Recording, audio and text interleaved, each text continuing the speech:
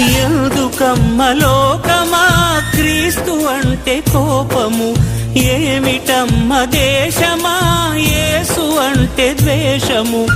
ఎందుకమ్మ లోకమా క్రీస్తు అంటే కోపము, ఏమిటమ్మ దేశమా యేసు అంటే ద్వేషము. నిన్ను ప్రేమించినందుక ప్రాణమిచ్చినందుక, నీ దరి చేరినందుక దీవించినందుక, నిన్ను ప్రేమించినందుక ప్రాణమిచ్చినందుక, దరి చేరినందుక దీవించినందుక. ఎందుకమ్మ లోకమా క్రీస్తు అంటే కోపము, ఏమిటమ్మ దేశమా యేసు అంటే